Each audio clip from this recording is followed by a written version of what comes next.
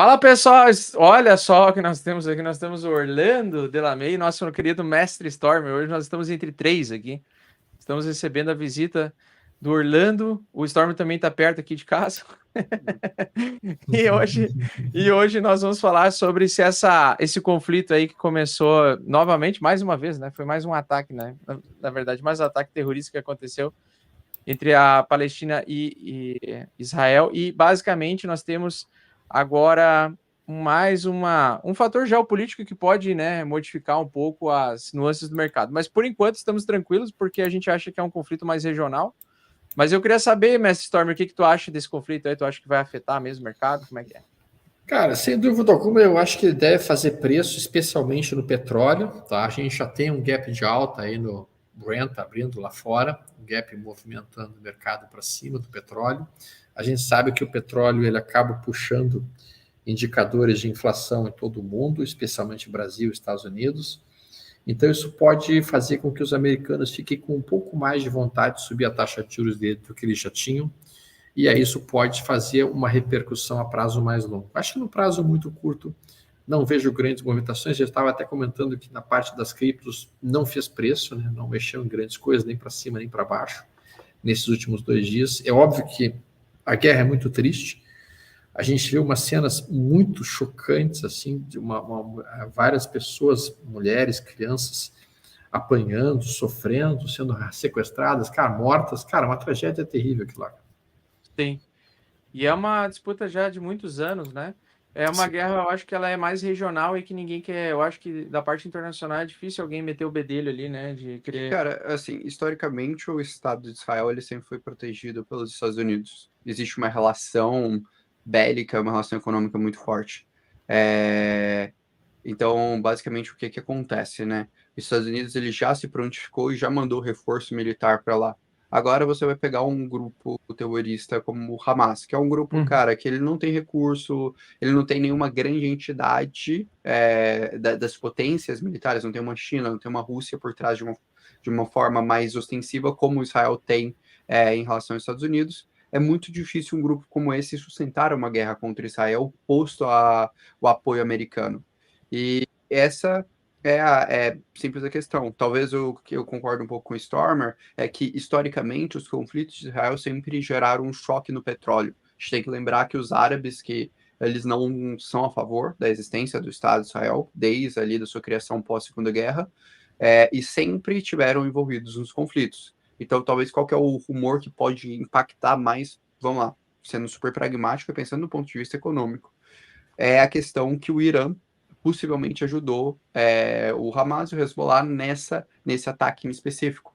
E aí isso a gente poderia ter uma represária dos Estados Unidos querendo voltar para o Oriente, ou alguma coisa do processo da OPEP fazendo alguma retaliação por conta da guerra. Mas, assim, eu ainda acho que são duas pontas muito desproporcionais, e quem poderia interferir no conflito, que é a Rússia, para dar uma certa proporcionalidade, ela tem a questão da Armênia, que já está ocorrendo um conflito lá, e a questão da Ucrânia. Então, você já tem esses dois pontos ponderando. Exatamente. E o ponto que o Orlando tocou muito bem, pessoal, realmente é a questão de que deve fazer preço provavelmente do petróleo, e também tem o ouro, que a gente sabe que no momento que estouram guerras, a gente pode ter alguma corrida para o ouro nesse cenário aí, que é um outro indicador importante dentro da macroeconomia para a gente. Eu queria saber, depois desse movimento, esse fechamento semanal que está prestes a acontecer, mestre, se a tua opinião mudou em relação a uma alta ou uma queda, se tu tem expectativa de mais uma porrada de alta ainda. Vamos lá. Tem várias altcoins ainda muito descontadas, né? Sim. Que estão em sobrevenda, mas eu ainda sigo um pouco pessimista para o mercado no curto prazo. Vamos colocar aqui imediatamente o BTC contra o dólar para a gente poder olhar aqui a tela juntos, né? Então, cara, para mim, eu peço perdão pela quantidade de cores aqui, eu sei que parece um arco-íris, né? Mas, cara, eu ainda vejo esse canal aqui, que é um canal de alta desenhado com esses topos ascendentes aqui, esses fundos ascendentes dentro do gráfico diário. A gente observa isso acontecendo dentro de um suporte do semanal, que é média móvel, estocástico, dentro sobrevendido ainda. Então, eu ainda tendo isso como um cenário eminentemente e tendência de alta no diário. No 240 minutos também, tendência de alta no 240. Inclusive, aqui, ó, olhando essa situação, a gente trabalhou aqui a ideia de comprar nessa região aqui em roxo, como vocês estão vendo, perto da média de 80, e, cara, já deu até saída de par da posição, botando 3,80 próximo dessa região de topo aqui, já estava na hora de entregar. E o fato de que o BTC não se abalou com essa situação da guerra, isso me mostra uma certa força, cara. Eu achei que ia bater o pânico e todo mundo ia sair vendendo tudo, e não é o que a gente está vendo por enquanto, não em criptos. Cara, sabe a impressão... Opa, desculpa, senhor. Não falar. A impressão que eu tenho disso é o seguinte, eu tava lendo muito essa dinâmica. Se a gente pega 2021, o mercado cripto teve uma correlação muito forte com S&P 500, com o Nasdaq, né? E ele vem muito dessa questão. Taxa de juros baixou no mundo e foi o momento que a gente viu um inflow, né? Uma entrada de capital muito significativa de fundos de venture capital para fintech, SaaS e cripto. Então a gente teve essas três vertentes tecnológicas crescendo muito. E quando a gente teve a crise de 2022 no mercado cripto, o mercado cripto passou por um processo de desalavancagem externo e externo muito severo. Então, a gente teve uma saída de capital muito grande, que a gente consegue perceber nitidamente pela saída de capital de ETFs, pela saída de capital de stablecoins, como também no mercado de cripto como um todo se desalavancou. A gente teve o fim do maior market maker do mercado de cripto, que é a Alameda Research. A gente teve a saída da Terra Luna, a gente teve muita coisa. O que eu percebo hoje é que talvez o mercado de cripto ele não tenha liquidez institucional o suficiente para ter o mesmo reflexo que ele tinha há 2 anos atrás, em termos de preço. Só que ao mesmo tempo que eu percebo, eu falo, cara, a gente não tem liquidez institucional, para mim a gente também não tem a liquidez institucional para subir, que é o que a gente precisa para bater um mercado de 3, 5, 10, 15 milhões de dólares. Então, a impressão que eu tenho é que cripto vai se tornar um mercado muito mais lateralizado, estável nos próximos meses, enquanto não existe um evento que puxe liquidez para esse mercado. Eu tenho muito essa visão. A gente está bastante tenso com a questão da inflação, que eu acho que está fazendo pullback, sabe? Ela está subindo. Orlando, a gente conversou bastante, realmente, eu e o Bax, sobre esse aspecto, e eu concordo muito com o que tu mencionaste, no sentido de que a gente precisa de um evento para trazer dinheiro para o universo de criptos. Os 2 eventos que eu vejo que poderiam desencadear alguma puxada são, primeiro, a liberação da SEC pelas ETFs, que o Bax estava comentando anteriormente, né? Se isso aconteceu, quando isso acontecer, isso pode trazer alguma liquidez. E segundo, realmente, uma redução nos juros americanos, que isso também traria dinheiro. Essas 2 coisas, para mim, eu entendo que a redução na taxa de juros ela foi adiada, sem dúvida alguma. Eles próprios falaram que vão levar isso para o ano que vem. E o próprio cenário das ETFs também ficou um pouco adiado nesse momento atual. Então, é possível que a gente fique carecendo de liquidez pelas próximas semanas, talvez meses de fato. Sim. E o petróleo, ele pode disparar novamente? É porque, assim, o petróleo aqui, o que eu uso de referência, ele deu uma queda essa semana forte, mas ele foi para mim testar a média. Ele fez pullback para continuar subindo. Mas aí isso, aqui, ó. Isso aqui é o Brent. É o Brent. Isso é o Brent. Aí, ó. Então, esse é o Brent. Tá? A gente realmente tinha feito uma ruptura bem importante da região de 88, que era uma resistência. Voltamos, eu concordo com o Bax que isso é um pullback. Por que isso é importante? Bom, basicamente porque a gente sabe que o petróleo rege grande parte da inflação do mundo. E se a inflação voltar a subir, e a gente já tem sinais de inflação voltando a subir em vários lugares do mundo, o desejo por subir taxa de juros ele fica um pouco mais intenso, e automaticamente subindo taxa de juros é menos provável que o dinheiro venha para o cenário de criptos. Exatamente. Apesar que tem algumas altcoins aqui que pode dar porrada, hein? Tem. Cara, mas assim, eu acho que assim, quando a gente fala de uma altcoin abaixo do seu 1 bi de dólar de market cap, beleza. Eu acho que dá para elas terem ciclos internos, entendeu? Pega uma narrativa, alguma coisa interessante e crescer. Agora, cara, quando eu olho para Bitcoin e Ethereum especificamente, eu acho que a gente está num tamanho de mercado que é muito difícil a gente passar, sei lá, da ordem dos 40 mil dólares sem ter capital institucional entrando. Porque chega um dado momento que, vamos lá, a gente viu o mercado de cripto se tornar um mercado de 3 trilhões de dólares. Não cria-se um mercado de 3 trilhões de dólares com um investidor varejo. Exato. É inviável, é muito pouco dinheiro. Então, assim, a gente precisa realmente do mercado, do institucional, da grande instituição, do fundo de pensão, um fundo de endowment, alguém nesse nível entrando em cripto. E aí eu assino embaixo com vocês que, cara, enquanto taxa de juros não cair, a gente não tem uma perspectiva desse cara entrar. Porque esse cara sempre vai olhar para cripto como ativo de risco, ativo altamente volátil. Ele vai olhar e falar, pô, cara, esse cara vai piorar as métricas do meu fundo. É um risco eu estar exposto a cripto pura e simplesmente comparado ao restante do mercado. E isso, para mim, puxa o institucional para fora, assim. E eu falo, cara, para mim mesmo com a aprovação de um ETF Spot. Porque, para mim, o que a gente viu, cara, o ETF futuro de Ethereum foi tão ruim. Sim. Que, cara, assim, eu fiquei um pouco impressionado. Que eu falei, O cara. Ethereum não mexeu. Eu esperava que fosse ruim. Mas não esperava que fosse, tipo assim, 2 milhões de dólares, cara. O que são 2 milhões de dólares para o mercado de cripto?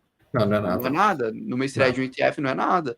Mas foram só 2 milhões de dólares que entraram para o Ethereum, mesmo sendo um ETF de futuros, assim.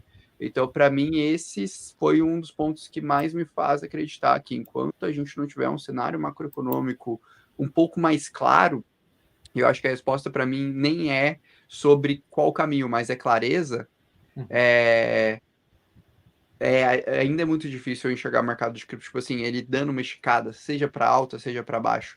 Assim, eu começo a enxergar muito essa lateralização. Mas para mim eu vejo o mesmo movimento que eu vi em 2018, 2019 acontecendo no mercado de cripto. Grandes investidores investindo na parte de custódia e infraestrutura. 2018, 2019 a gente teve o lançamento da Fidelity Digital Assets. A BitGo foi investida pelo Goldman Sachs. A JP Morgan começou de forma mais intensa suas operações em blockchain. A BACT foi lançada e tudo se moldou para o ciclo de 20, quando o cenário começou a se tornar favorável. Eu vejo o mesmo movimento, BlackRock, o mesmo movimento quando o PayPal lança stablecoin, quando o JP Morgan faz operações na Polygon, quando o UBS faz operações no Ethereum. Cara, para mim tá se montando a mesma coisa. Eu só fico muito no meu questionamento, que é quando o mundo vai parar de ser esse mundo, vamos dizer assim, um pouco estranho e começar a se direcionar um pouco mais para a gente saber para onde que a economia vai caminhar, para onde a taxa de juros vai caminhar. Porque agora, cara, é muito louco, mas a gente vive um grande ciclo. Toda reunião do Fed, todo mundo fala, cara, agora o Fed não tem saída, vai se decidir. E eles sempre deixam uma porta aberta de tipo, cara, vou ou não subir juros, vou ou não fazer alguma coisa. É que eles estão com... se pegar o bicho... Não, como é que é? Se correr o bicho pega, se ficar o bicho come. É aquela história, eles não têm muito... Principalmente agora, depois que eles lançaram mão lá daquela janela de empréstimo em março, que deu uma sobrevida para que os bancos lá nos Estados Unidos não quebrassem. E aí eles inventaram a Janet Yellen e o Jerome Powell, eles inventaram num final de semana aquela manobra de janela de empréstimo para que os bancos menores conseguissem pegar empréstimo dos bancos maiores e conseguissem ter liquidez de sobrevida, porque eles estavam quebrando. Tinha quebrado um banco. Uhum. Um banco começou a quebrar. Aí, quando começou a ameaçar os 9 bancos que estavam em cima da corda, eles começaram a fazer a janela de empréstimo. Só que isso empurrou para frente, e aí por isso que eu acreditava que ia ficar para o segundo semestre a queda. Essa queda mais lenta, né? E aí até eu estava olhando o gráfico do Ethereum aqui, para mim é uma barra de rejeição da barra de alta da semana passada.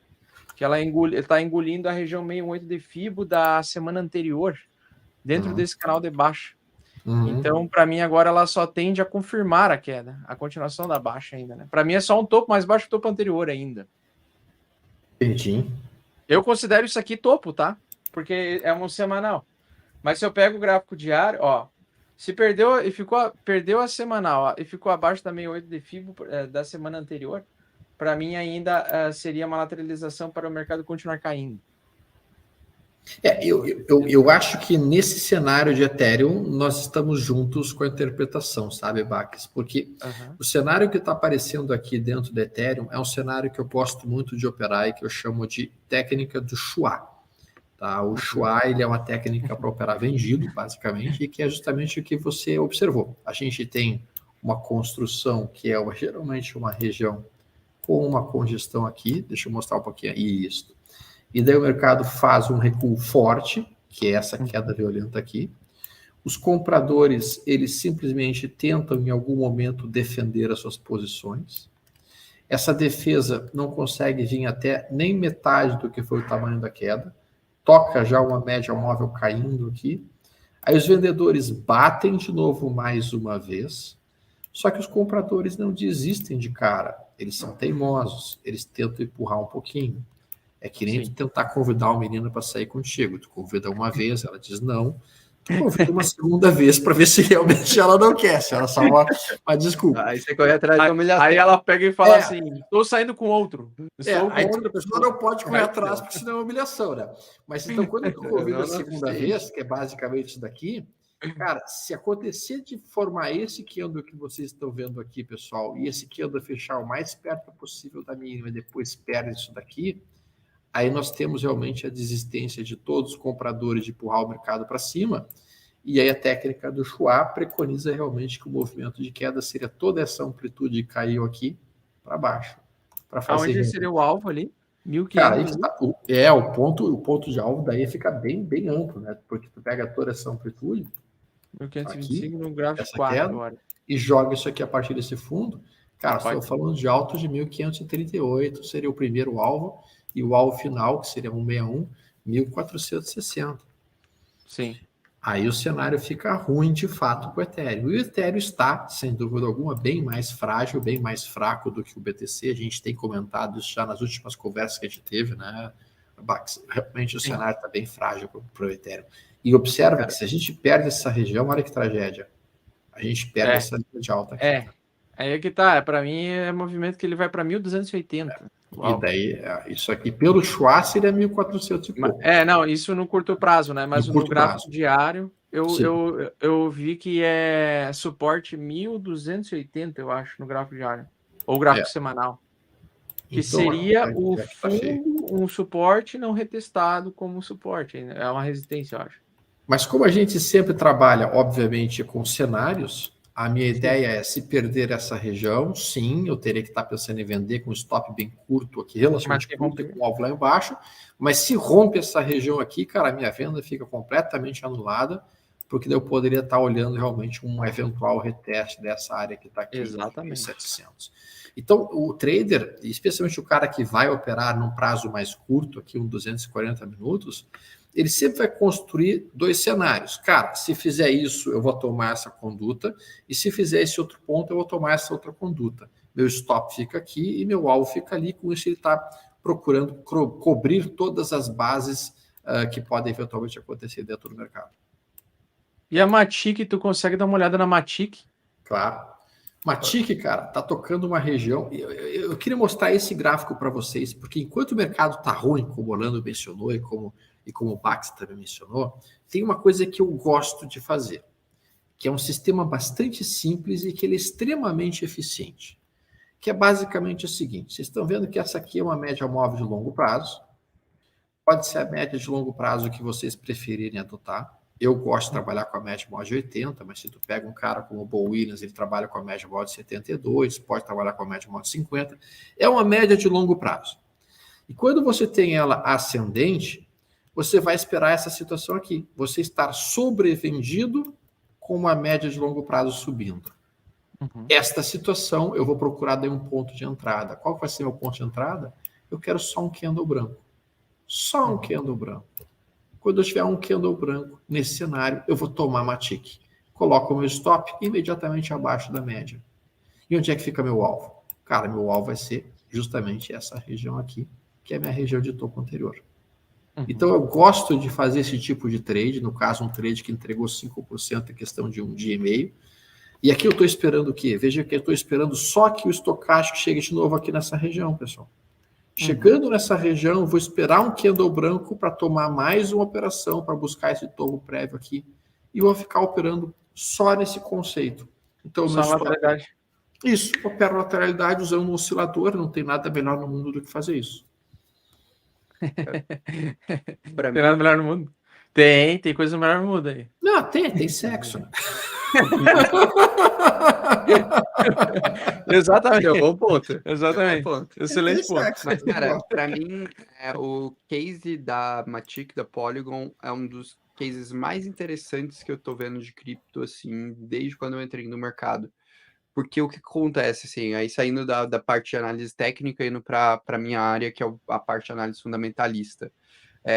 Tem uma técnica que o pessoal da gringa tá usando muito, o cara que mostrou isso foi até o Evandro Pitt, até mandar um abraço para ele, que eu vi que ele estava na live aí, que é a ideia de narrativas e catalisadores, né? Narrativas são o quê? São, cara, tendências que vão ser recorrentes no mercado de cripto, que vão chamar a atenção no mercado de cripto. Então, a gente teve, por exemplo, ano de 2021, smart contracts, né? Plataformas de contratos inteligentes. Aquilo virou uma grande tendência. A gente teve, por exemplo, metaverso, agora a gente está tendo IA.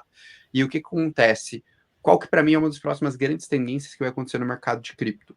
Vai ser a questão das soluções de segunda camada. Hoje a gente tem um problema, que é Ethereum não tem escalabilidade suficiente para suportar essa entrada, essa usabilidade que estão tentando imputar em Ethereum, e o próprio Ethereum, no roadmap deles, eles criaram a segunda fase de escalabilidade deles, que chama The Surge, que é focada em quê?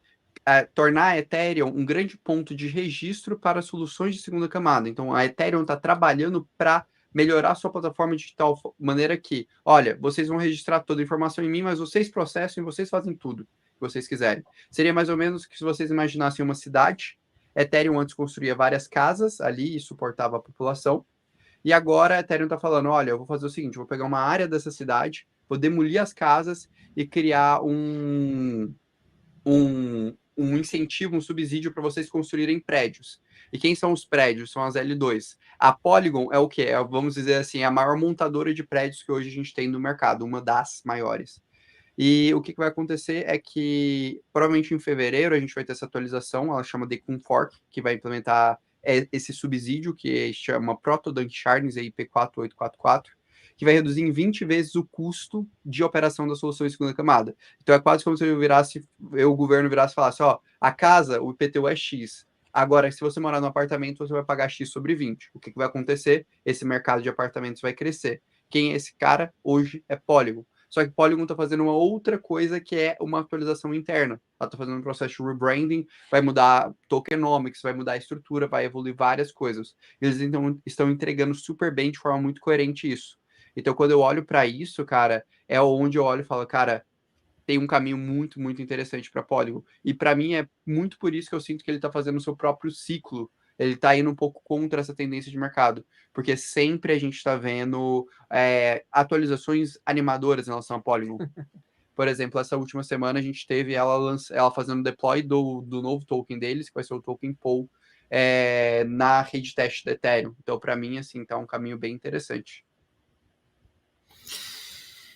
Quando a gente olha realmente o cenário da Matic, e especialmente no ponto de vista mais longo, um prazo semanal, que é o que eu gosto muito de trabalhar, eu entendo que gosto muito de construir realmente um dólar cost average em papéis ou projetos que são interessantes. A gente vê que realmente a gente tem o fundo estabelecido aqui em 2022 da Matic, que é essa zona de suporte aqui, ó. E tu vê que a gente tem conseguido respeitar essa área. Tem alguma divergência altista aqui, eu não levo muita crença nessas divergências, sendo bem franco.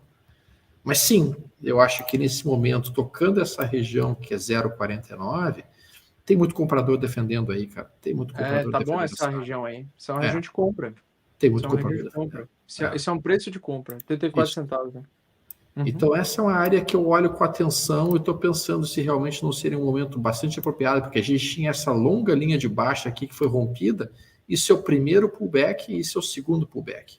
Isso é muito frequente, tanto o mercado índice futuro quanto criptos. Quando tu corta uma linha de baixa, tu vai fazer o primeiro toque nela e tu faz o segundo toque nela antes de fazer uma propulsão de alta mais intensa. Isso. E o segundo é fundo, geralmente, Bax. Exatamente. Exatamente. Essa eu tomaria a posição compradora aí da Matic. Compraria a Matic hoje, se eu fosse. Porque, em verdade, o risco é pequeno, tu vai ter um stop logo aqui abaixo, e se realmente voltar para esse topo aqui, já é um upside gigantesco, um upside de quase 140%. Exatamente. Isso interessa. Mas me conta, Orlando, além da Matic, tem um outro projeto que te chama muito a atenção? Não, Pitão. Cara, nós vamos mandar um abraço pro Pitão aí, um abração, Pete. Fala, meu Pete. Pete precisa vir um dia aí. Faltou ele aqui. Né? Tá bonito, fez umas fotos profissional, agora é homem de verdade. Mas, Stormer, você perguntou do que eu tô, assim, olhando do ponto de vista fundamentalista. Cara, eu tô olhando para três narrativas centrais, assim, que tem norteado muito a minha carteira, né? Assim, o que eu estou apostando para o próximo ciclo. Primeiro são soluções de segunda camada, então eu comentei de Polygon. É que Polygon. Polygon, para mim, ela tem o tokenomics mais maduro, já liberou a maior parte dos tokens, não vai estar passando processo de inflação. O time, ele está tomando decisões muito coerentes. Está tendo um outro ruído que está saindo alguns fundadores da Polygon, mas para mim são pessoas que eram mais antigas no projeto, que agora naturalmente vão sair, e o projeto está se profissionalizando de uma outra forma. Até, inclusive, foi um time que eu conversei. Eu fui para a conferência em Barcelona, eu conversei com um dos caras que está tocando a parte dessa frente de escalabilidade, de arquitetura, que é o Jordi, assim, um cara fenomenal, inteligente pra caramba, e eu consegui extrair, assim, perceber muita confiança do time. Depois de soluções de segunda camada, outra coisa que eu estou olhando muito, muito de perto é para a dinâmica do que a gente chama de liquidity staking, staking líquido. Acho que o Augusto já comentou com você, né, que o Ethereum teve a atualização do Merge, agora teve a Xangai, que foi a atualização que permitiu o saque. E o que acontece? Hoje todo mundo está colocando o Ethereum em staking. O crescimento do staking de Ethereum tá bizarro, assim, ele tá tendo uma velocidade muito grande. Inclusive, o próprio time da Ethereum se assustou com isso e está mandando uma atualização para dar uma freada nisso, que vai ser o IP 7514, mas assim, que não vai impactar muito. E o que eu acredito? A partir do momento que você estabelece uma taxa livre de risco no mercado, é natural que todo mundo queira investir nessa taxa livre de risco. É a mesma coisa de uma operação financeira, cara. Se você tem ali qualquer ativo que você consegue colateralizar para título, depois se alavancar mais em cima do título, você vai fazer isso no mercado financeiro tradicional. Eu acredito que a gente vai ver o mesmo movimento com staking para cripto. Então, o mercado de liquid staking vai crescer muito na minha visão. E aí, para mim, minha aposta nisso seria Lido Finance. Eu ia só te perguntar uma coisa. Tu acha que o pessoal migrando dinheiro para Lido perde capital, interesse de entrada de capital no Ethereum em si? Cara, no token Ethereum? Eu acho que não. O que eu sinto que vai acontecer, tá? Essa é a minha impressão, Orlando, analista Orlando. Orlando da May. O que acontece? O staking, ele tem 20% da sua remuneração associada às taxas da rede, da Ethereum. Então é como se a gente tivesse uma deixa eu tentar traduzir para o Stormer, eu acabo traduzindo para todo mundo. Imagina que a gente tem a taxa de juros do mundo, que é aquela taxa de juros que o mercado define, né? O mercado não, o governo define, o Fed define, fala, por exemplo, que é 3%. No Ethereum a gente tem uma programação parecida. A gente tem uma taxa de juros definida pela quantidade de capital que está ali travado, que hoje remunera de 3,5%. Só que o que acontece? É como se tivesse a movimentação econômica, uma parte do imposto que o governo recolhe fosse direcionado para a taxa de juros e se tornasse um plus a mais de remuneração. Então, além dos 3%, você tem um plus a mais de remuneração, que é variável de acordo com essa movimentação de mercado. Uhum. Para mim, essa movimentação de mercado, a gente vai, no bull market, eu acredito que a gente vai ver Ethereum remunerando a 6%, 9%. Uhum. E isso vai despertar um interesse muito grande institucional. Porque qual foi uma das maiores tendências de interesse institucional em 2021 e 2022, de acordo com um report que saiu recentemente da Fidelity Digital Assets? A questão do yield, né, da remuneração em cripto. Isso brilha o olho do institucional. Por quê? Porque Exato. ele consegue operar netando o risco, né? Que ele faz a contraparte em futuros. Ele shorta futuros, compra o ativo, coloca o ativo em stake, assume o risco de staking e pega a remuneração. E uma remuneração de 9% em dólar ao ano, no mercado que tem liquidez de futuros, pô, é maravilhosa para você arbitrar isso. É o que a gente quer. Sim. É o que a gente quer. E aí, para mim, isso impulsiona o crescimento do Ethereum. Qual que é o meu medo, meu receio? É que o liquid staking, hoje, ele é muito alavancado. Sim. O cara que ele vai lá e coloca o capital, ele consegue pegar uma paridade 1 para 1. Sim. Então, é como se eu fosse assim, comprasse um título, e aí o meu título eu conseguisse trocar para um ativo líquido equivalente ao total do meu título. Sim. Então, se der algum problema, qual que é o problema? Que eu começo a ter uma garantia que pode se tornar uma garantia podre lá na frente. Sim. Uma garantia que, deu um slashing, aconteceu alguma coisa. Para mim, eu não acho que isso vai ser o problema desse ciclo do mercado. Eu acho que isso vai ser um impulsionador. Mas se eu fosse apostar por uma coisa que pode dar merda no mercado de cripto, sei lá, em 26, 27, quando a gente estiver no auge do próximo ciclo bull market, todo mundo investindo, todo mundo entrando, seria, cara, dar uma falha no sistema de staking da Ethereum e isso gerar um crédito podre, vamos colocar assim, e do nada 30% da garantia do mercado não ter base. Colateral. Mas até isso acontecer, cara, eu tô em paz em, por exemplo, investir num cara como Lido. Porque eu olho e foi uma coisa que antecedeu o que aconteceu com a Luna. Mas no caso da Luna, assim, óbvio, a Luna... A Luna e os Lunares foi isso, parecido. Sim. Que é muito mais agressivo. Aqui é um sistema de alavancagem que é bem mais fácil de ser resolvido. Mas o mercado de cripto é um mercado recente. Eu acho que a gente sempre tem que entender isso, pessoal. Cripto é um mercado recente. Ele vai encontrar formas de se alavancar. É igual ao mercado financeiro tradicional. Pô, cara, a gente teve Basileia 1, 2, 3, 4, 5. Cara, a gente teve inúmeras crises até que foram criadas, alavancagens que eram permitidas, que o mercado não via risco, e que hoje a gente foi lá, reviu e mudou. E eu tenho certeza absoluta que a gente vai ter, por exemplo, provavelmente essa loucura que os caras fizeram no teto da dívida americano, de ter teto por data e não por limite de gasto fiscal, cara, isso vai ter seu preço. E às vezes a gente vai chegar no momento e falar, cara, ou como que a gente deixava em alguma época da história ter um teto de dívida por data e não por valor. Um dia a gente vai ter algo assim. Mas, tá, assim, mas olha só, vocês falaram na segunda camada, vocês falaram na Link, vocês falaram na Lido, vocês falaram na Matic. E a Link? Cara, Link aí é o terceiro setor que eu ia comentar. Tem que mudar a tokenomimetria, hein? Sim, tem que mudar a tokenomimetria, concordo. Assina embaixo com Augusto. Mas qual que é o terceiro setor que eu tô animado? Que até o cara que tá comentando aqui na live falando da Stake Together, que é o projeto dele na parte de staking também, que é super legal, que é o João, entende pra caramba.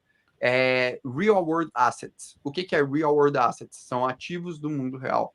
Isso. Por que eu tô muito animado com isso? Tem um dos meus textos favoritos sobre tecnologia, é um texto do Mark Andreessen, do fundador da A16Z, que ele falava sobre quando a internet parou de ser uma bolha. E ele falou em 2006 que a internet parou de ser uma bolha, quando ele viu o primeiro dado que mostrava que tinham vendidos mais roupas pela internet do que hardware e software de computador.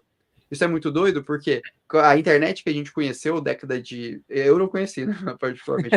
O mundo que conheceu, década de 90 e início anos 2000, era uma internet toda voltada para os geeks da internet. Para os amantes da internet, para a galera que gostava de melhorar o computador, porque gostava de internet. Agora, e depois ela pivota ali em 2005, 2006, que a gente começa a ter serviços reais. Cara, o iPhone mudou tudo. Então, para mim, cripto vai ter o mesmo movimento com Real World Assets. O que é o Real World Assets? É a gente tokenizar ativos reais e usar a eficiência do sistema de blockchain para compensações, para dados, para informações, capilaridade para isso. A gente já está fazendo isso. Hoje, teve uma pesquisa recente do Ben Y. Mellon, que ele mostrou que 97%, se eu não me engano, dos bancos estão estudando sobre digitalização de ativos reais e mais de 80% dos países estão estudando sobre Central Bank Digital Currencies. Inclusive, o Brasil é um dos caras mais avançados nisso com o Drex. O Drex ele não vai tokenizar o real. Cara, o Drex vai tokenizar tudo. E aí, o que acontece? Link, para mim, é um dos caras que está melhor posicionado em Real World Assets. Porque eles têm uma coisa que é a gente chama de cross-chain, um conector entre múltiplas blockchains, que é o CCIP. Eles estão investindo pesado nisso. Exato. Se eu fosse apostar em Link, o que eu apostaria? Cara, que a Link, ela vai começar agora a investir muito pesado em CCIP e na parte de disponibilidade de dados para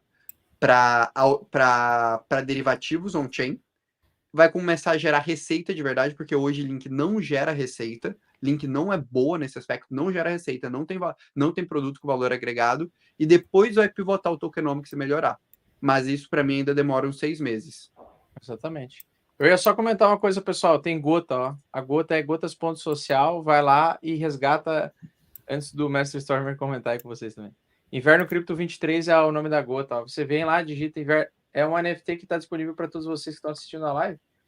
E aí vocês podem baixar aí a Gota. A Gota número Inverno Cripto. Inverno Cripto 44, vai. Podem baixar aí. Ficou legal, até eu gostei, ficou bacana. É um NFT gratuitamente aí que vocês podem, por estar acompanhando a live, acho que tem que colocar o e-mail ali, e aí basicamente você consegue resgatar o NFT de vocês aí. O Caio tem um negócio com touro, você tem um negócio com urso, é impressionante. Com o quê? O Caio normalmente tem um negócio com touro, você tem um negócio com urso que é impressionante. Exatamente. Não, mas eu já postei de urso também. De touro. Eu já postei o boi. É que a gente usa os elementos do mercado, né? O urso e o boi. E agora, enquanto o mercado tá caindo, para mim a tendência de baixa é inverno. Bom, pessoal, o Orlando falou da Lido, então eu botei aqui o gráfico da Lido, tá? Para a gente poder dar uma olhada. Esse é o gráfico de longo prazo, Lido contra dólar Tether. Veja que a gente tem aqui, novamente, estocástico lento numa região bastante sobrevendida no semanal. Veja quando tocou aqui no passado, fez um belo fundo. Foi um fundo em 2 tempos, ou seja, tocou a primeira vez, faz um novo movimento e faz um novo fundo e daí acelera. Ele até fez um novo toque aqui, ó, que marcou um fundo intermediário e agora faz esse toque nessa região. Do ponto de vista semanal, o Lido está atraente, de fato, quando a gente bota o diário, já fez um pivô. É importante, já reverteu tendência, porque a gente corta essa linha de baixa aqui, pessoal, ó, cortamos essa linha de baixa. Isso aqui é um pullback desse corte. Primeiro toque na linha, segundo toque na linha, aquilo que a gente conversou agora há pouco, que o Pax colocou, que geralmente o segundo toque na linha é um fundo. Vejam que a gente já consegue, então, fazer até um desenho de um canal de alta da maneira como eu gosto de desenhar canal. Que eu pego o topo, e aí pega o topo, né? Pegando esse topo aqui, tu vai desenhar instantaneamente a partir desse topo aqui para o topo seguinte. Canal.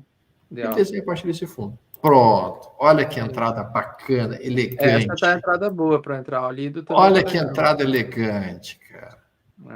Sexy pra cacete, cara. Isso aqui tá mais elegante que a Gal Gadot de Mulher Maravilha, cara. Olha que coisa. Qual é o percentual de alta que ele pode ter se ele subir esse... Se ele voltar para o topo do canal, nós estamos falando de uns 14%.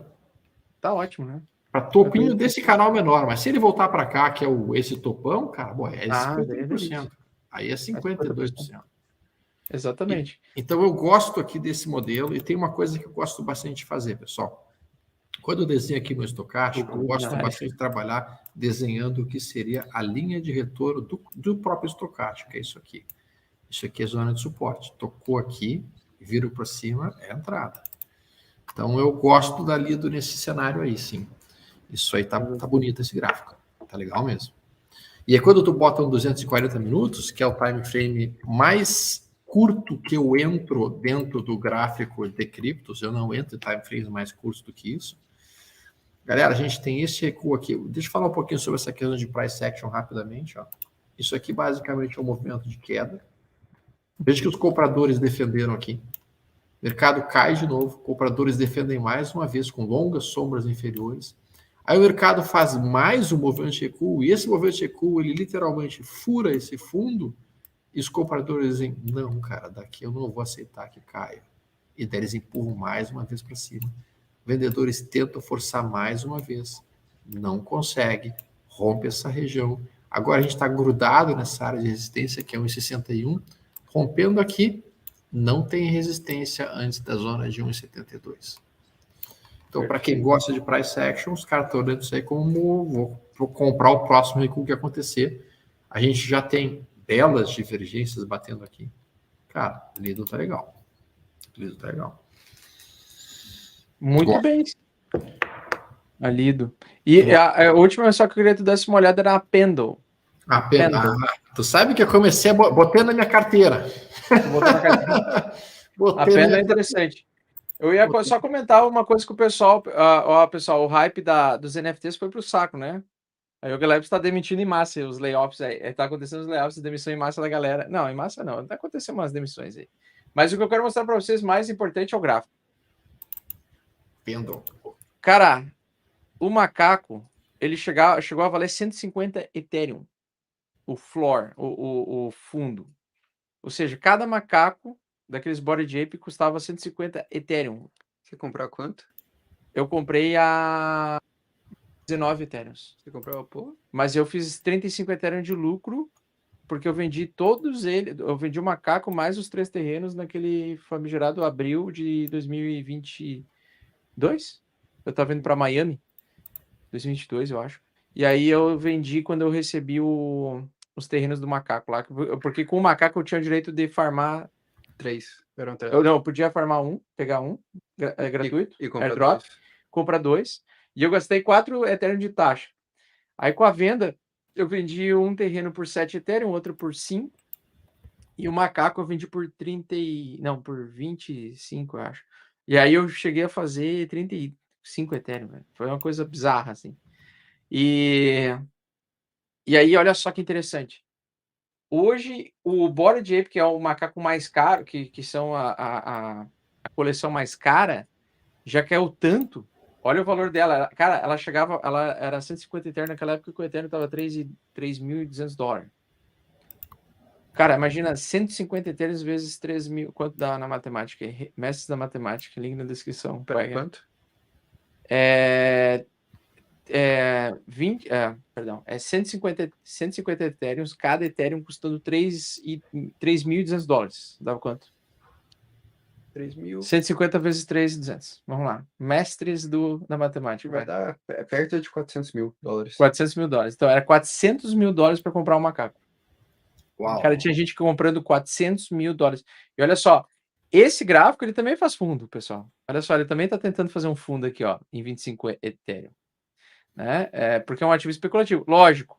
O macaco aqui, olha só, olha quantos estão oferecendo compra aqui, pouquíssimos, perto da quantidade de gente colocando em venda, né? Então a gente tem basicamente poucos aí para serem vendidos e para serem vendidos, poucos poucos interessados em comprar. Poucos interessados em comprar. E aí quando tá essa massa aqui, ó, de venda, isso aqui, cara, é queda infinita ainda.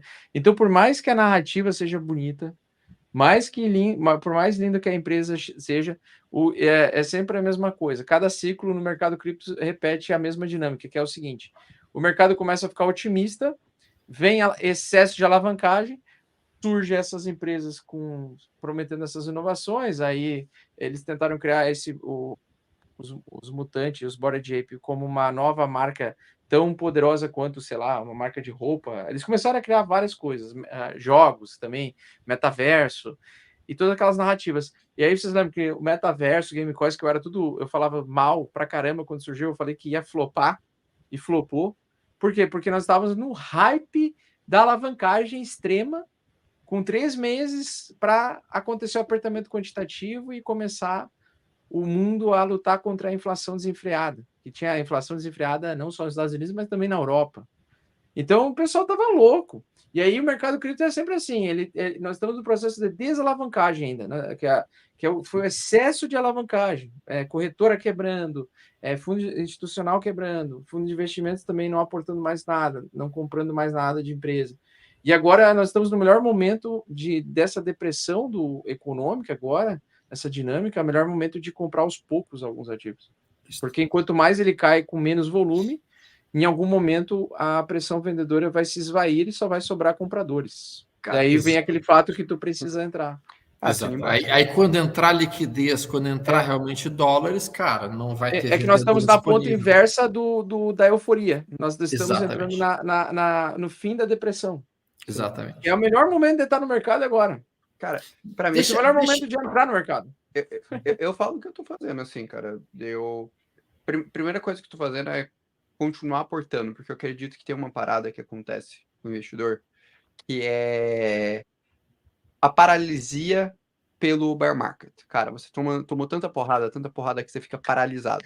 Você pode ter a decisão e falar, cara, eu quero comprar, mas você fica paralisado sempre achando que pode cair mais. Exato. Então a primeira tese que eu tenho é, cara, beleza, tô em bear, tô num momento que, cara, o mercado já apanhou, eu já tô vendo essa dinâmica de liquidez, tá bom, vou manter a frequência de aporte. Então, é a primeira coisa que eu tô fazendo. A segunda coisa, cara, que pra mim é a parada que eu mais gosto de fazer, assim, de longe. Hedge com opções. Então, eu até fiquei feliz na hora que o Stormer pegou e falou, cara, Ethereum pode bater a 1.500, 1.400. Cara, eu tô com o meu hedge de opções vencendo agora, em outubro, vou renovar mais um pra novembro, dezembro. Por quê? Porque, cara, eu posso operar em paz. Eu não gosto de operar cripto contra mercado. Não gosto. Porque normalmente eu invisto em projetos que eu acredito que vão crescer. Qual que é a minha proteção contra mercado? É hedge, cara. A carteira que eu tenho pública, eu fiz mais de um Ethereum só com opção.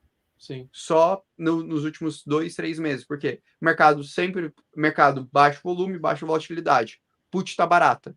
O mercado vai lá, quando ele cai e desalavanca a galera, é 10, 15%. Você compra uma opção ali 10%, 15% fora do preço, o mercado cai uma queda de 20%, aquela opção multiplica por 7, 8. Aí você vai lá redeando, tal, tranquilo, todo mês, rodando a opção e pronto.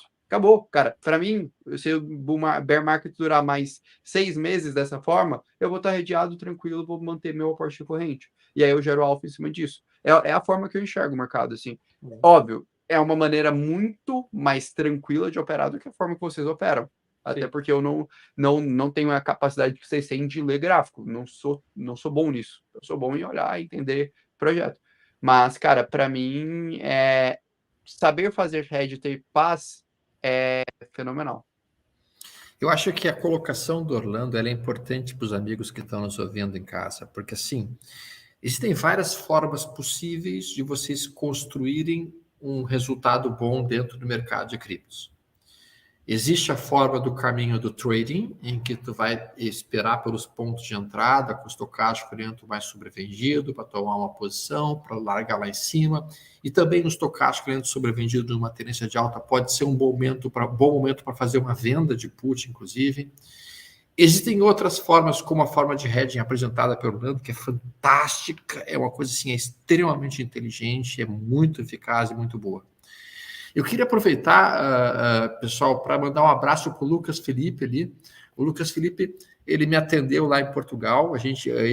A Carol e a minha filha e a minha mãe, a gente foi em Portugal recentemente. A gente foi no restaurante e o Lucas foi lá e ele me ofereceu gentilmente, cara, um vinho delicioso, um vinho de sobremesa. Te agradeço muito, Lucas. Até hoje a Carol fala do vinho que tu ofereceu ele para gente. Muito obrigado, viu, Lucas? Muito obrigado. Pô, ele é fenomenal. Mas olhando aqui o gráfico da Pendle que o Baques tinha solicitado para a gente dar uma olhada, eu vou botar aqui primeiro o gráfico semanal da Pendle. Que é um gráfico relativamente curto aqui na base que a gente tem, não temos uma base histórica muito mais longa do que essa. A gente fez aqui um fundão na região de 0,46, depois a gente tem o nosso topo lá em R$1,28, e quando a gente bota aqui um diário, a gente vai ver que tem um canalzinho de alta se desenhando aqui, cara.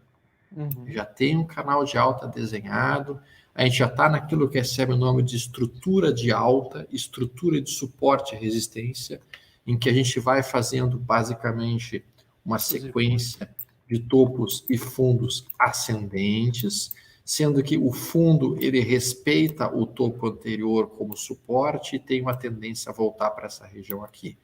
Nesse momento, esse aqui era o topo prévio, a gente viu que a gente comprou essa região, a gente volta para cá e estamos tocando essa zona aqui agora.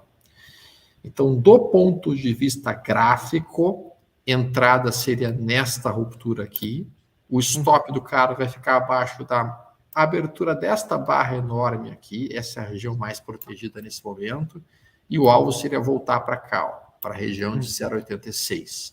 Isso é o ponto de vista gráfico, tecnicamente falando. Quando a gente bota o 240 minutos, olha como está bonito aqui. A gente realmente está fazendo uma zona de acumulação aqui, estabelecida. Para mim, até sendo bem franco, eu preferia até que ele fizesse um recuozinho aqui, galera. Eu preferia que o mercado viesse para cá, capturasse uma liquidez aqui e depois fizesse a disparada. Isso, para mim, seria o maravilha. Mas não sei se vai rolar isso aí, não. Por isso, eu estou olhando para a Pendle com atenção, estou fazendo uma acumulaçãozinha também, comecei a acumular desde que o Bax me chamou a atenção e eu gosto realmente desse cenário aí, sim. A Pendle é um excelente projeto. É um case que eu quero, pelo menos, me aprofundar na parte fundamentalista para pensar em posição. A Pendle eu acho que é uma das cripto mais fortes desse ano. É que, cara, Pendle... Acho que é a cripto que mais subiu esse ano, se não me engano. Ah, isso sim, acho que foi. Pelo menos no último semestre foi. Mas, cara, Pendle, para mim, o que é legal? Que eles são um market maker, né? Um mercado de trading de taxa de juros da Ethereum, da taxa de staking. E quando os caras implementarem o IP 7514, eles vão limitar a quantidade de novos entrantes em staking. Então, essa taxa vai se tornar ainda mais volátil. E o fato dela se tornar mais volátil, isso vai gerar volume para o protocolo. Óbvio que eu ainda quero entender todo o fluxo econômico, enfim, como captura valor, tudo mais, que eu ainda não estudei tão a fundo o projeto. Mas pensando do ponto de vista de produto, Pendle está com um produto muito interessante, especialmente para esse cenário de mercado, no sentido de mercado que vai se expandir, que vai crescer de staking, que o staking vai se tornar mais volátil. Essa é a minha perspectiva, pelo menos. Exatamente. Eu também concordo contigo. Pendle eu acho que é um dos cases que vai dar bom aí no próximo ciclo. Eu acredito que sim. Pessoal, então, muito bem, eu vou deixar o Mestre Storm dar uma descansada, aproveitar a família dele também. Não, cara, na verdade eu tô em Balneário, cara, só consigo voltar a Porto Alegre amanhã. É verdade, tá em Balneário. Tô preso aqui, cara. Mas deixa eu fazer uma pergunta pro Orlando, já que ele falou da questão de opções de put. Onde é que tu trabalha essas puts aí? Porque eu fiquei interessado, né? Tá, cara, vamos lá. Hoje eu utilizo... Explica, mas assim, ó, cara, explica como se fosse uma criança de 5 anos de idade. Não me vem com termo difícil. Vamos num ritmo tranquilo. Respeita que eu sou velho e velho não entende as coisas tão rápido assim. Vamos com calma. Tá, vamos lá. Cara, eu gosto muito de, primeiro, volume. Tem uma empresa norueguesa chamada K33 Research. Eles emitem relatórios toda semana. Eu gosto muito de acompanhar as métricas dele. Eu uso a base métricas dele para volume, para eu entender dinâmica de volume e dinâmica de alavancagem do mercado cripto, porque normalmente é muito sujo. Você fazer análise de volume, porque eu gosto de operar, eu gosto de operar com 3 indicadores. O VIX, o volume, né? Quer dizer. Não, volume mesmo, volume do mercado, real spot. Tá, eu gosto de operar a opção com 3 indicadores. Volume, para saber força de mercado. Alavancagem, para saber o grau de desalavancagem que pode acontecer, dependendo das pontas do mercado. E volatilidade, implícita e histórica. Eu uso esses 3, esses são a minha tríade de indicadores para trabalhar opções. Então, eu uso para as métricas K33 Research, volatilidade, eu utilizo a volatilidade da Deribit. Hoje, de plataformas de cripto, a única que tem liquidez é a Deribit. Eu conheço um pouco internamente a plataforma, a ponto de saber um pouco, ter uma noção melhor de quem que é a contraparte da plataforma, que para mim o grande problema de opções é contraparte. É que no momento de crise alguém não te pagar. Isso para mim é onde que mora. Cara, hoje quem é a contraparte da maior parte do mercado de opções cripto é market maker tradicional. É Citadel, caras nesse porte. Então, assim, eu conversei, eu vi as métricas, eu vi a auditoria da Deribit, que acabou que eu conheço um dos country managers, para entender um pouco como é que funcionava a estrutura. Ele mostrou, ó, cara, quem está operando a opção é aqui, que os caras que têm margem, que os caras que têm estrutura, são esses. Óbvio que tem coisas que a gente não pode abrir, porque, né, são informações ali internas, mas do que eu consegui extrair de informações públicas, para mim, me deixou bem confortável. Então, hoje eu opero Deribit. Confio em Deribit, assim, tipo, cara, bote teu dinheiro lá e esqueça. Não. Eu opero opções, eu gosto de operar opção normalmente na ponta compradora, put, e eu opero opção ou comprando volatilidade, são as duas coisas. E eu opero opção via Deribit, cara, com 2, 3% do meu patrimônio no máximo, porque eu não quero tomar risco de contraparte com eles. Se eu tivesse um fundo institucional, aí vamos lá, vamos mudar a figura. Vamos lá, cara, eu sou um investidor, tenho mais de 2, 3 milhões de dólares, quero brincar com opções nesse patamar, nesse nível. 2, 3 não é pouco, cara. A gente teria que estar falando de um fundo de pelo menos uns 10 milhões de dólares. Que eu acabei conhecendo os caminhos e tudo mais, é porque eu acabei mexendo com fundo de investimento. Cara, aí eu operaria via CME. CME tem liquidez o suficiente para operar também Bitcoin e Ethereum. Mas hoje o institucional market maker de cripto opera via Deribit. Isso é fato. Hoje o mercado assume risco de contraparte de derivativos Deribit. Então eu me sinto confortável, dado que eu estou mexendo com 3, estourando 5, 6% do meu portfólio. Não gosto de passar disso. E o que eu gosto de utilizar de estratégia, eu já falei, compra de vol. E a outra estratégia que eu gosto muito, eu fiz um estudo de long tail head. Então, para ver aonde que dá para operar fora do dinheiro para proteção. É o que eu opero hoje. De modo geral, em resumo. No caso, assim, eu só opero contratos futuros short mesmo. Eu short o mercado. Não sei se eu falei muito complexo. Eu compro toda semana, uma vez por semana, e as altcoins eu short as que estão em tendência de baixo. Essas são meu hedge. Meu hedge são o short nas altcoins, na desalavancagem. Cara, é um setup bom também. Que é muito bom. É um setup gostoso. É um setup muito bom. Porque no momento da desalavancagem, as altcoins elas derretem 90%. BTC derrete 50%, 60%, mas as altcoins derretem 97%. Aí o pessoal acha que para de derreter quando chega a 97%, né? Ela cai 50%, 50%. Ela vai cair metade pela metade. Então quando elas acham que chegou no chão, tem um porão. Tem um porão embaixo para cair mais. Exato, assim, se a gente olha, velho, cara, Mas tá louco. assim, 90% das criptos que bateram um top 100, eu vi essa pesquisa uma vez, é nesse número, entre 80% a 90%, foram a zero ou são projetos nativos hoje. Se Então, você pega de 17 para cá. eu nunca fui tão xingado pela comunidade da Axis aquela vez que eu ataquei a Axis. Qual? Eu falei que a Axis ia morrer. Axie Infinity? A Axis Infinity. Cara, eles vão ter uma liberação forte de token. Olha só que coisa linda isso aqui, Stormer. Eles estavam. Veio a comunidade inteira do Telegram inteiro, me encheu o saco. Porque eu falei que ela não era economicamente sustentável. Olha essa queda. Caraca! Então ela aqui, ó. Olha lá, novembro de 2021, no auge, todo mundo falando dela. Daqui até aqui já caiu 73%. Aí daqui ela cai mais 84% dos 74%. Aí ela já cai daqui e já está aqui, ó, já está mais 80% dos 80% que já está dos 80%. Então, ou seja, queda infinita. Zero suporte mais forte. Cara, acontece. Eu acho assim, ó, Bax e Orlando, eu acho que é importante a gente conversar sobre isso, porque de fato o que acaba acontecendo? A maior parte das pessoas, infelizmente, às vezes toma posições maiores do que seria o recomendado em cima de ativos que em si não têm uma boa sustentação, seja de fundamentos ou mesmo gráfico. E aí, quando a gente começa a apontar os problemas e as falhas naquela tese de investimento que a pessoa criou, a pessoa, ao invés de assumir que, cara, realmente eu cometi um equívoco que talvez eu tenha que reduzir a posição, ela prefere, de fato, atacar a pessoa, o mensageiro que está dizendo que a situação está ruim para ele. Então, pessoal, a gente não pode assumir essa postura como investidores, seja em criptomoedas, seja em ações, seja no que quer que a gente esteja trabalhando. Existe uma frase do Marco Aurélio que eu gosto muito, que ele diz o seguinte: eu não tenho absolutamente nenhum problema em mudar de opinião.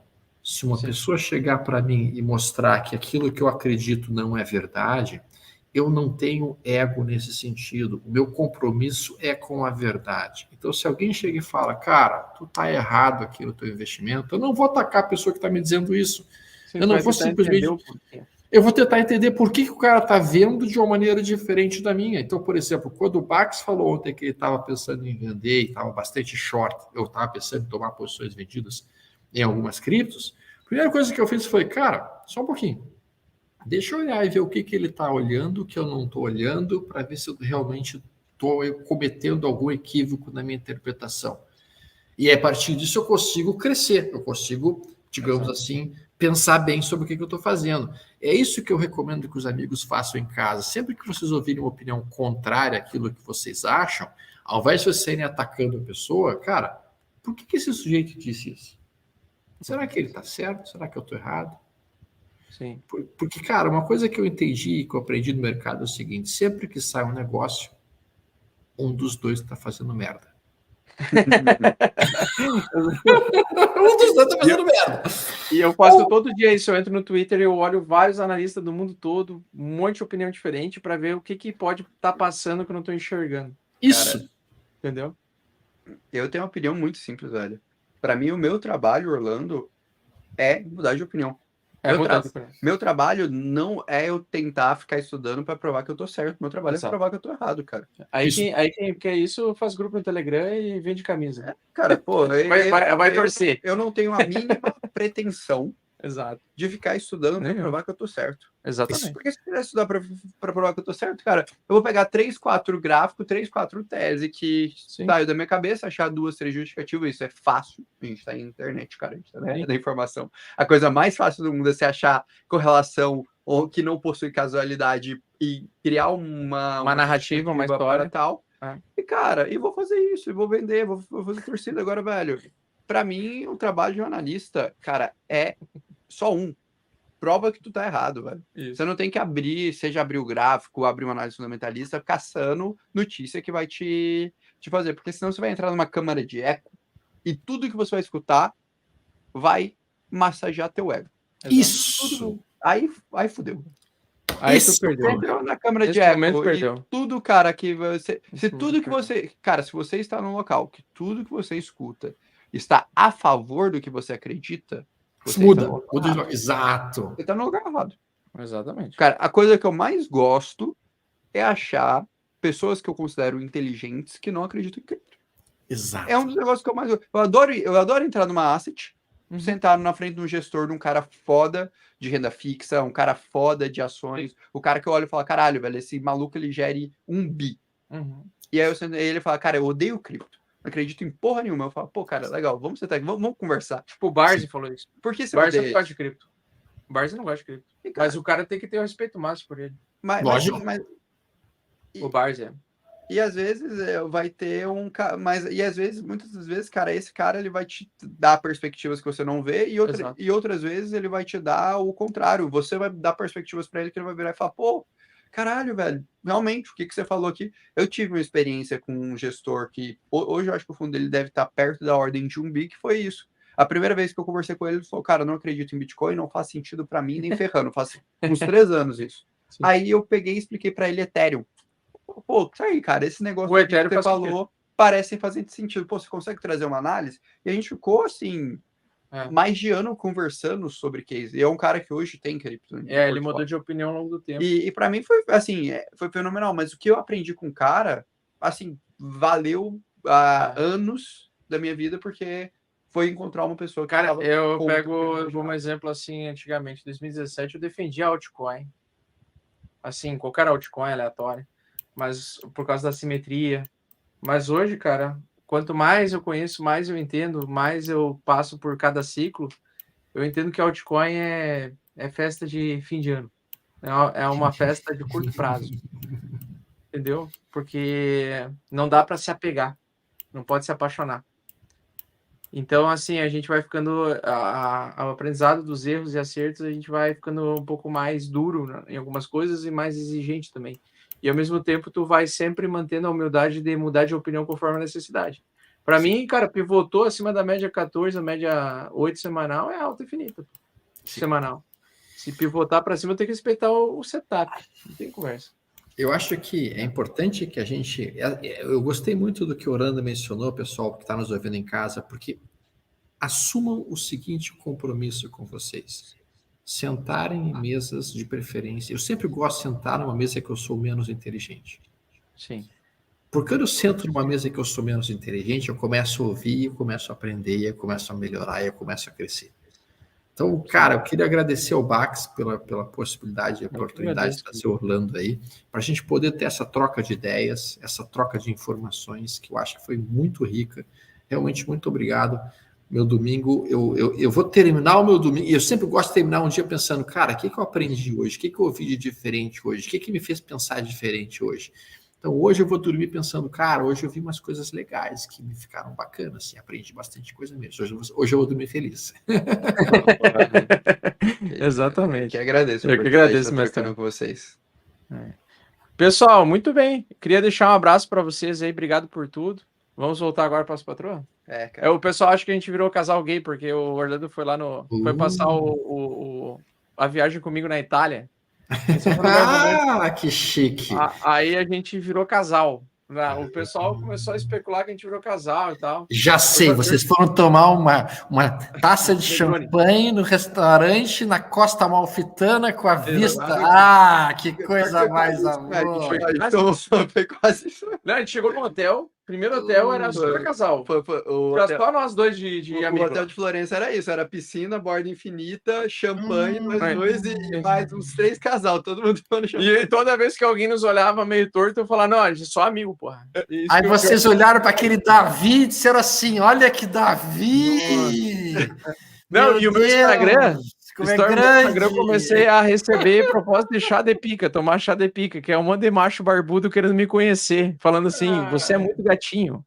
Cara. E aí, eu falei, cara, porra, 15 anos com a mulher, como é que pode o cara pegar e falar isso? Olhou para aquele Davi e pensou que grandão. não grandão. E aí, quando o Orlando falou que ele gosta do volume do indicador, pronto, aí sim. Eu fiquei preocupado. Porque eu não gosto de volume, gosta de volume. Pô, aí fica complicado.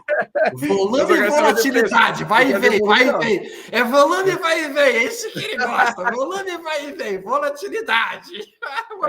Não. Quando tu falou que tu gostava de volume, caiu os butiá aqui do bolso. Eu gosto de volume. Volume é só para operar opções.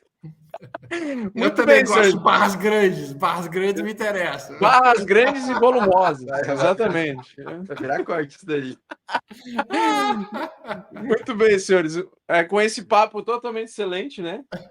Papo muito profissional. Muito profissional. Vamos voltar para as patroas que estão nos esperando ali. Já vamos lá, que senão elas vão brigar com a gente. Eu estava ouvindo o micro-ondas ligar 20 vezes já. Acho que elas estão escutando pela 5ª vez já. Elas vão brigar com a gente. Vão brigar com a gente. Muito bem, senhores. Espero que vocês tenham gostado. Um grande abraço. Tamo junto. E até a próxima. Nos vemos no próximo Domingão do Bitcão. Um abração. Siga o Mestre Storm. O link na descrição. E o Orlando On Crypto também. Link na descrição, pessoal. Valeu. Boa.